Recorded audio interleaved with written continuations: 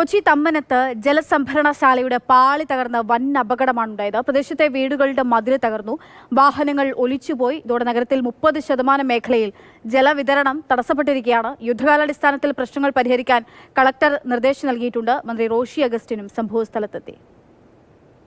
ഇതാണ് ജല അതോറിറ്റിയുടെ തമ്മനത്തെ ജലസംഭരണശാല.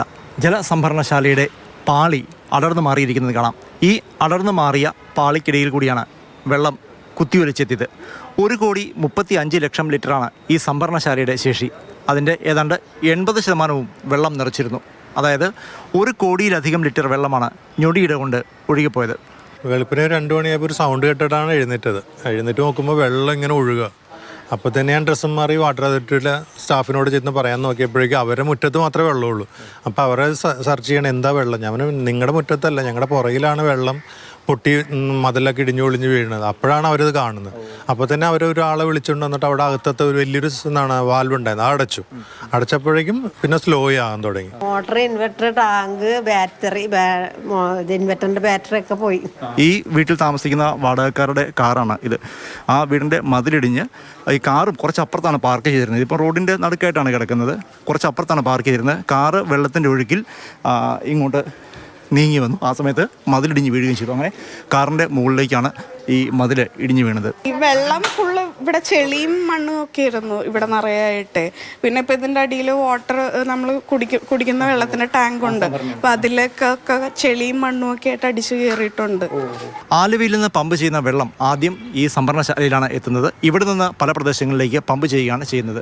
2 കമ്പാർട്ട്മെൻറ്റുകളാണ് ഈ സംഭരണശാലയിലുള്ളത്. ഈ 2 കമ്പാർട്ട്മെൻറ്റുകളും പരസ്പരം ബന്ധിപ്പിച്ചിരിക്കുന്നവയാണ്. അതായത് ഒരു കമ്പാർട്ട്മെൻറ്റിൽ വെള്ളം കുറഞ്ഞാൽ അടുത്ത കമ്പാർട്ട്മെൻറ്റിൽ നിന്ന് ഇപ്പുറത്തേക്ക് വെള്ളം ഒഴുകിയതും അങ്ങനെ പരസ്പരം ബന്ധിപ്പിച്ചിരിക്കുന്നു എന്നതുകൊണ്ട് തന്നെ ഇന്ന് ചോർച്ചയുണ്ടായപ്പോൾ മറ്റേ കമ്പാർട്ട്മെൻറ്റിലെ വെള്ളം കൂടി പുറത്തേക്ക് ഒഴുകുകയും വെള്ളം പൂർണ്ണമായും ചോർന്നു പോവുകയും ചെയ്യുകയായിരുന്നു. ഈ ടാങ്ക് പൊട്ടിയൊലിച്ച് മുഴുവൻ വെള്ളവും ഒഴുകി വന്നത് ഇതുവഴിയാണ്. ഇവിടെ വീടുകളുടെ മതിലുകൾ തകർന്നു, നിരവധി വാഹനങ്ങൾ നശിച്ചു. ഈ കാണുന്നത് ഇവിടുത്തെ നഗര കുടുംബാരോഗ്യ കേന്ദ്രമാണ്. ഇതിൻ്റെ അകത്തടക്കം വെള്ളം കയറി മരുന്നടക്കം നശിച്ചിട്ടുണ്ട്. ഈ വഴിയിലുള്ള ഏതാണ്ട് 20ഓളം വീടുകൾ വെള്ളം കയറി നിത്യോപയോഗ സാധനങ്ങളടക്കം നശിച്ചു. പെട്ടെന്നാണ് വെള്ളം അകത്തോട്ട് ഇങ്ങനെ കയറി വന്നത്. നമ്മൾ ആ വെള്ളം കണ്ട് എണീറ്റ് ഇവിടെ വന്നപ്പോഴത്തേനും നമ്മുടെ മുട്ടിന് മേളിൽ വെള്ളമായി. രാത്രി ഉറങ്ങിക്കിടക്കുമ്പോഴാണ് ഒരു വലിയ ശബ്ദം നാട്ടുകാർ കേൾക്കുന്നത്. ഞെട്ടിയുണർന്നവർക്ക് മുന്നിൽ വെള്ളം വീടിനകത്ത് നിൽക്കുകയാണ്. എന്നാണ്ട് ഒരു സ്വരം കേട്ടപ്പോൾ അവൻ ചാടി എണീറ്റപ്പോൾ വെള്ളത്തിലെ കാലിയായിട്ടേക്കണം. പിന്നെ ഇങ്ങനെ ശക്തിയിൽ ഇങ്ങോട്ട് പോകുന്നതിന് ഞങ്ങൾക്ക് ഈ നെറ്റ് തള്ളി തുറക്കാൻ പറ്റണില്ല. പുറത്തേക്കൊന്ന് കിടക്കണ്ടേ, എന്താ വെള്ളം പറ്റിയേക്കണേന്ന് അറിയില്ല, മഴയുമില്ല. രാത്രി കിടന്നുറങ്ങിയ കുട്ടികൾ എഴുന്നേൽക്കുന്നത് വെള്ളത്തിനകത്താണ്.